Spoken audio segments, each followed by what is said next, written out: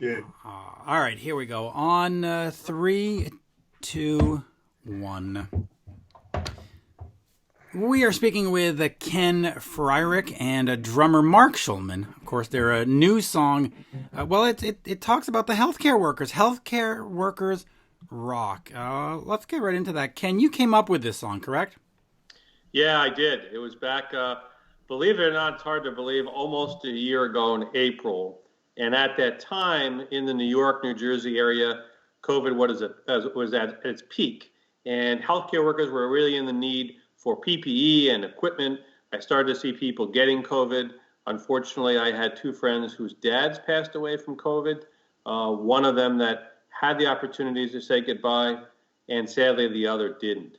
And being in the healthcare field and being CEO of the largest patient engagement company in the country, and also a songwriter and a drummer and a musician, I had this calling and just felt that I had to do something.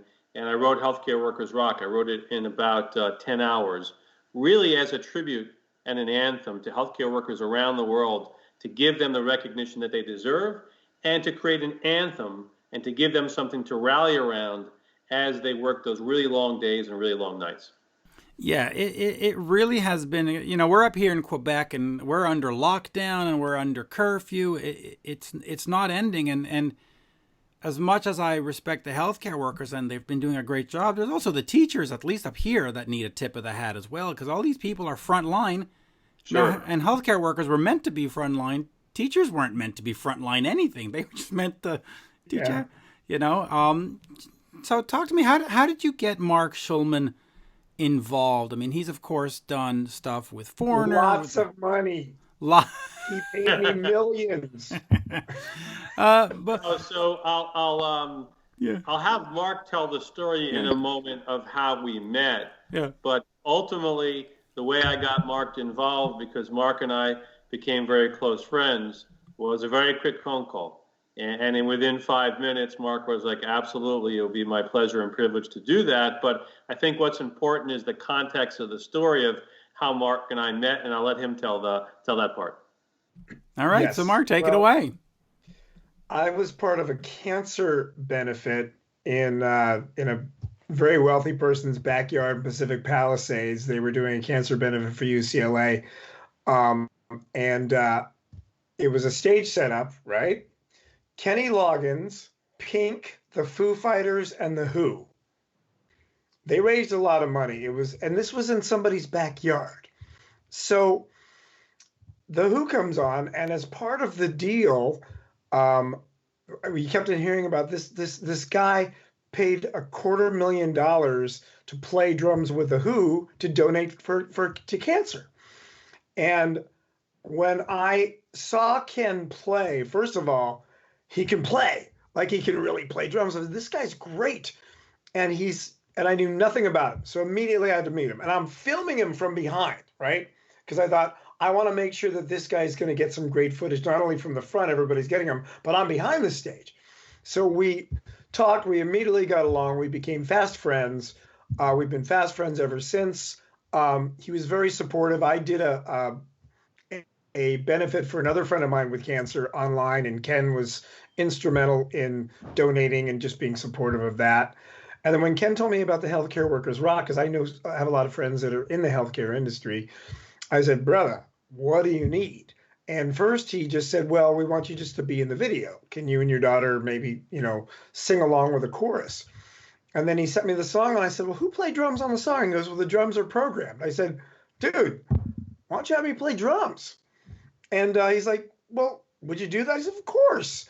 And then that expanded to me bringing my big green screen in the studio and then setting the green screen behind my drum kit so then they could put images and I could be a part of the video playing drums and showing my support.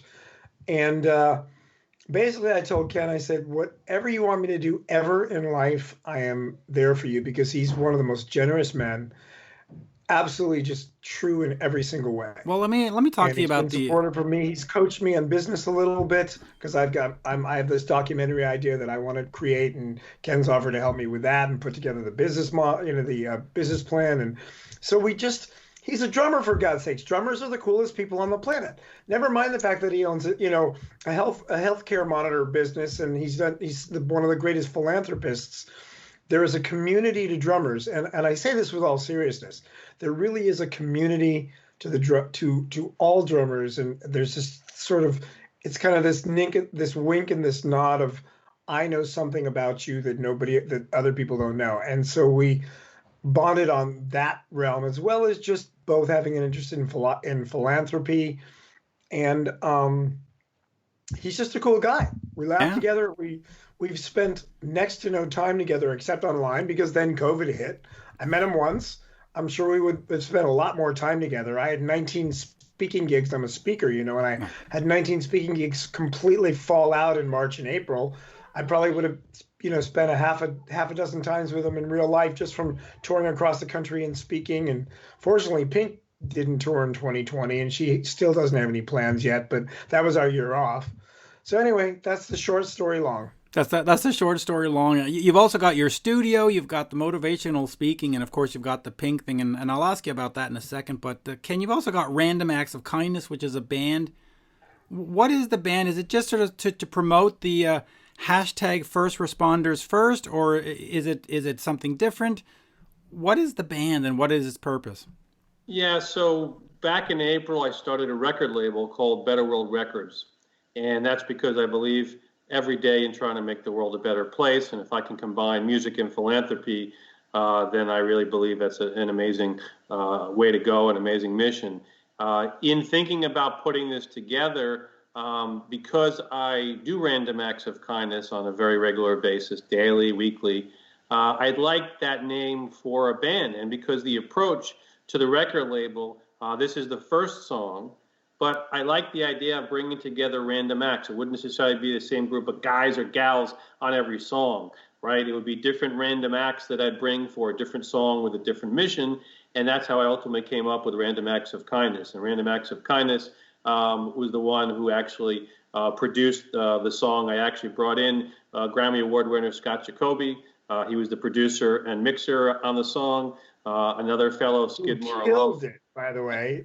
Scott was amazing. The song really does sound amazing. And by the way, I just want to point out that you're going to be giving $1 every time this video is shared, right? Up to $100,000 to.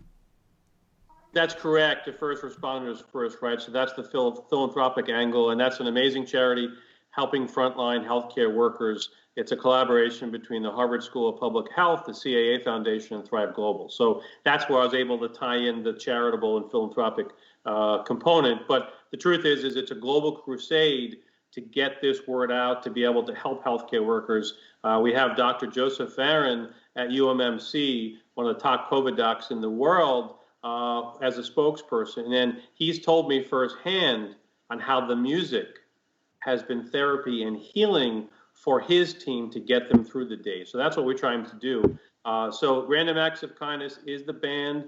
There'll be additional songs, different people I bring in the future, all under the Better World Records label. Oh, that is great. So when you bring in these other songs and these other bands, will it all be with a charitable angle to it, or at some point it evolves into just being a band? Well, there's always going to be a philanthropic component to what I do because I live and breathe it. And, I'll be giving money away regardless. I recently, last month, just wrote 3 brand new songs. I wrote the lyrics for them. We're talking to a lot of big name artists right now that may want to collaborate on these songs, right? So who the next cast of characters is going to be, only time will tell. As someone who's been, playing the drums since I've been 8, and had my dream fulfilled of playing with The Who, but also by day as a businessman, I've been very humbled by some of these biggest names in the world who have said, man, those lyrics are great. Send us the next round. And I got 3 new songs that I just wrote. Most of them kind of help make the world a better place in some regard, covering different topics. So the short answer is, yeah, the philanthropy is absolutely going to be part of what I do. It doesn't, need to be in front of the song. Right, so we're going to produce the songs, get them out there, let them go worldwide. But I'm going to continue to give because it's something I'm so passionate about. That's real great. And I do want to ask Mark a couple of questions, but I just want to get back to you for a second, Ken. In in terms of the pandemic, because here in Canada, healthcare is free and so on and so forth, and it doesn't seem to be as pressing as maybe as it should be. Is it as dire in the state? I mean, is it as dire as the media is making it? Is it as not dire as the governor of Florida is making it? You're on the front line. What's it really sort of looking like? Well, it keeps evolving, Right. by the weeks. But for a long time, and even now, it's a very serious situation, particularly now because of the new strains that are coming in from all over the world, right? I mean, at this juncture in time, today, some of the numbers in some of the states have slowed a little bit, but there's concerns about what the strains are going to do. And if I bring it back to healthcare workers, many healthcare workers haven't had a day off in almost a year. They're totally burnt out. They're having a really hard time. What's talked about in the news is numbers and sensationalism and the negativity and the deaths and the politics and all that. But no one is really talking about the people that are suffering every day, putting their lives on the line.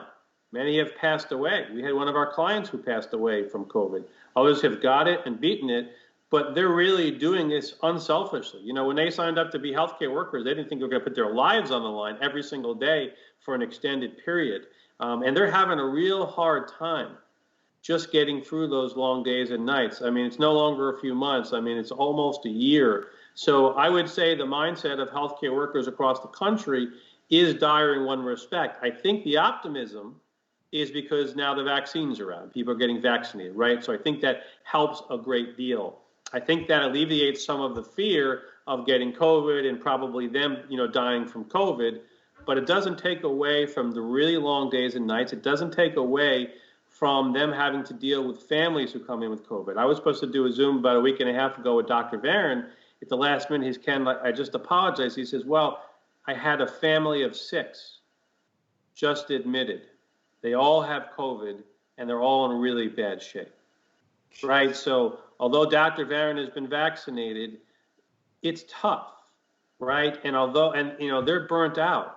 And for them to be sometimes the last person to say goodbye to people when they're passing is so sad. And so while I think there's optimism on the horizon, I think the mindset and the psyche of healthcare workers globally is in a tough place, which is why I'm hoping, that music can help and can help them get through those days. And I appreciate, being able to share everything here Right. with you, Mitch, so we can spread the word globally. But it's a tough situation. I think there's absolutely optimism on the horizon. But when you live it and breathe it day in, day out, and you see people passing away, it's so hard. It's so difficult. We presented an award last week to a healthcare worker on Long Island that won a contest with a local radio station. And, you hear the stories of them having patients. And, there was an outpatient facility, and there in the hospital, the older gentleman couldn't see his spouse, but the spouse, they saw them reunited for the first time after months.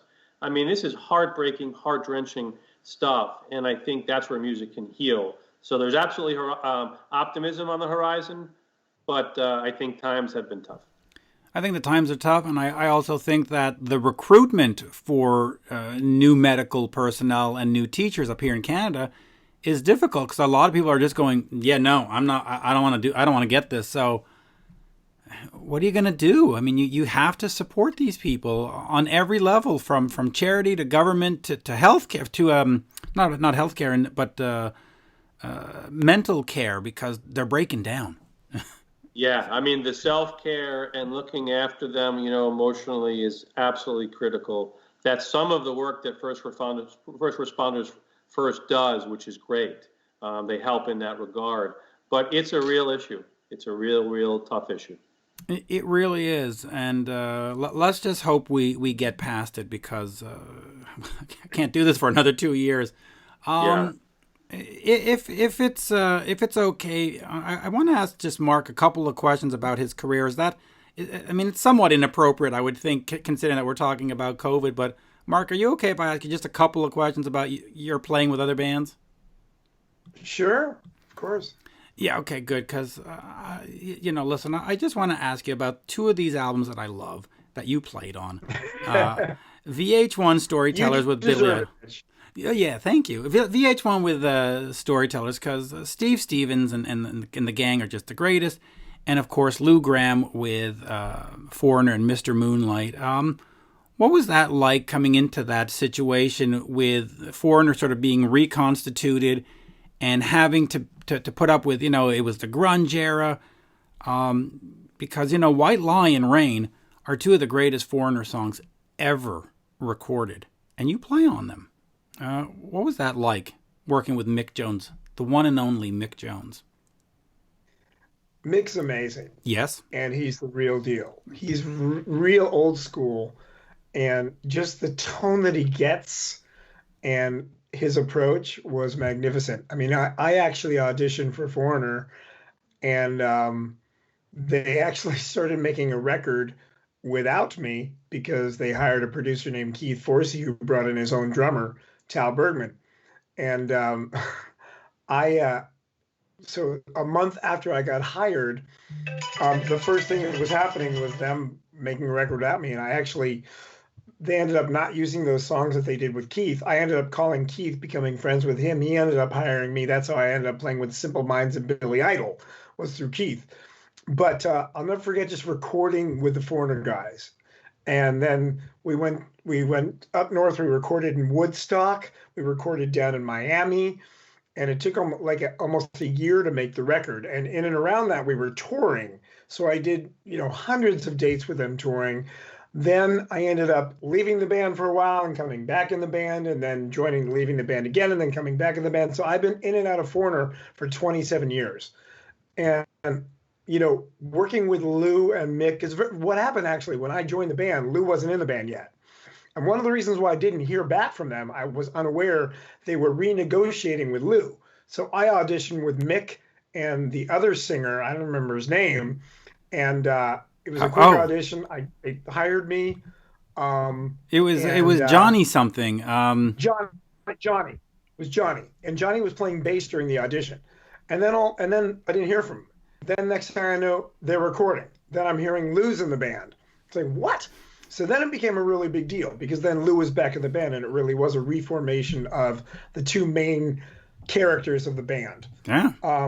So we did a lot of amazing stuff. We went all over the world, and that was when Lou was in the best shape of his life. He was singing wonderfully, and working with Mick has always been great, because Mick, as I said, is classic. He's quite a gentleman, and I love the band. I've loved every incarnation of the band. The newest incarnation of the band with Kelly singing and Jeff Bilson playing bass and all the other guys in the band, it's magnificent. As a matter of fact, when I left the band in 2013 to go back with Pink, I was in tears, because I would love, these guys are my brothers. I just love them so much. Jeff's the greatest. Mike Bluestein, and I brought in Bruce Watson, because Mick was in and out of being sick a bit. And as I said, Jeff and Kelly, and then Tommy Gimbel, who had been in the band playing saxons and guitar and keyboards for nearly 30 years. And Tommy's just left the band, actually. So they're looking for a replacement for him. So that's been a long history for me. And the Storytellers, the story with Billy was, I became friends with Keith Forsey, right? And Keith was the guy that wrote and produced all of the Billy stuff. So Billy's drummer was in rehab. So I got a call from Steve Stevens, and they're going to record the end title theme for the movie Speed. Remember the movie with Keanu Reeves and Sandra Bullock? Oh, yeah. So they called me for that. And that went so well that for the next 8 years, I was Billy's drummer on and off. And that led to me doing a tour. And we did the VH1 Storytellers was part of an acoustic tour that we did. And we also had Greg Ellis on percussion. And it was just amazing fun working with Billy. And Billy and I actually wrote some songs together, and actually we did a song for the Heavy Metal 2000 soundtrack, and that was originally a song that I had co-written with a gal that I was a writing partner with at the time, Bridget Beninati. So I've had a lot of history with Billy as well. A lot of history with Billy as well. And I'll ask you just one more. The other day I was talking to Gina Schlock of the Go-Go's, And she said that for the Rock and Roll Hall of Fame, she wants Pink to induct them. That's a nice tip of the hat, I would think. And just in terms of playing, because when you're playing with Billy and you're playing with Foreigner, it's very rock. How different is it playing with Pink? Because it is more upbeat, it is more dance-oriented, it is more pop. Are you the same drummer, or do you have to bring in a whole new set of skills to be with Pink? Well, I'll start by saying the truth that Pink is one of the most amazing singers, and she's a badass. Yep. Her work ethic is unprecedented, and what she does on stage is humbling. If you took all the life-threatening aerial stuff she does, if you take that away and just listen to that voice, she's absolutely brilliant. She rocks. She just has this amazing gravel. So it's a hybrid of a lot of stuff. There's more diversity in her music, actually, than Billy Idol or Foreigner even. So I just playing with her is so humbling and so magnificent, and the band is so great, and they're all like my best friends. We're just like a big family. We're all constantly, I'm sorry, I always set alarms for my phone. We're constantly on a band, it's called the Pink Band text chat. So the band, the singers, our stylist Yvette, we're always like, today we're saying Happy Valentine's Day. So we love each other. It's like a big family. We can't wait to get back together again. Yeah. And that whole 225 people on the road is one big family. And everybody is the best at what they do because Pink picks only the best because she is so great. It's so humbling to simply play drums and look up and watch this woman who had nearly died when she was doing her aerial stuff we call the 360 back in 2010, who hung from a 40-story glass building in downtown LA when we did the American Music Awards and did aerial ballet 200 feet above the stage with just 2 carabiner clips dangling from the top, kicking off the glass. And I got to tell you, I asked her about that because she's the bravest person I know. And, she does all this death-defying stuff. And eventually, you get through it. Eventually, it's like, okay, you're not afraid anymore. You're used to it. So she'd been rehearsing for a week doing this stuff, hours and hours a day. And at one point, I said to her, so at what point were you not scared? And she said, I was scared the entire time up to the live performance. And she sang live. She won't do any of the aerial stuff without singing live. So the vocals are never canned. That's another thing that's crazy. Even Michael Jackson, because a friend of mine played with Michael Jackson. When Michael used to do those crazy dance moves, they had his voice in the box, we call it. So Pink refuses. So you hear her breathe. You know it's real. It's actual. I mean, that stuff's the real deal. She's truly astounding. So she's the most amazing artist of everybody. Listen, I'll agree. I saw her at the Kiss FM show in Boston years ago on a bill with John Mayer and Def Leppard and stuff, and I had a chance to meet her backstage, and she was just terrific. I mean, there's nothing you can't say anything. You can't say anything bad about her. She is awesome, and her shows are awesome, and it's just nice to have you there and I will say thank you for Mr. Moonlight because that is a very, very underrated album. It is solid.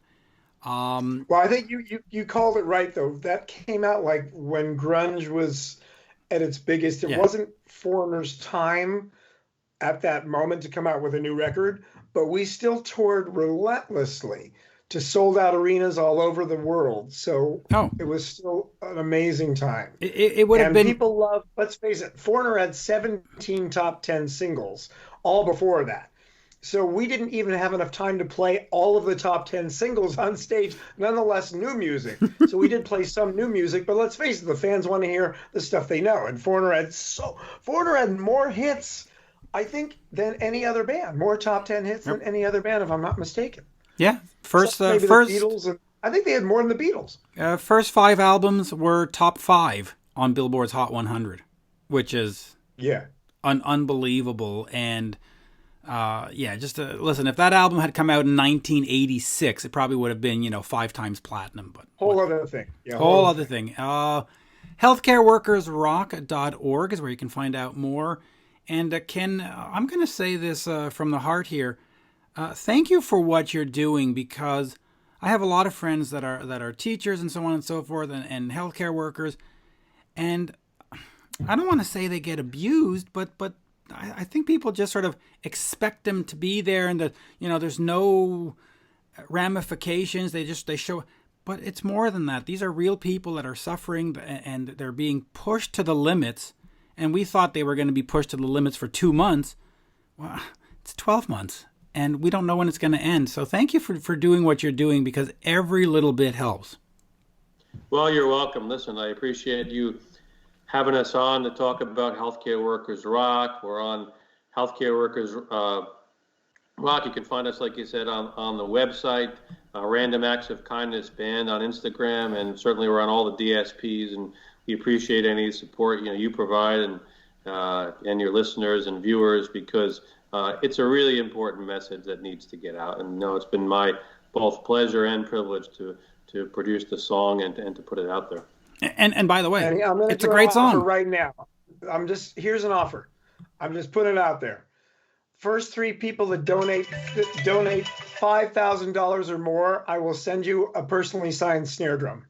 Oh, there you go. All right, I'll get that out there. Make sure people know that. And Ken, you're going to have to tell me who donates, because I don't have access to the database, but I'm sure Ken does. $5,000 or more, first 3 people, 3 signed snare drums from me. Well, thank you very much. That is appreciated. And I will say this. In fact, I'll say this off the record after in a second. Here, let me just turn off the recording a second.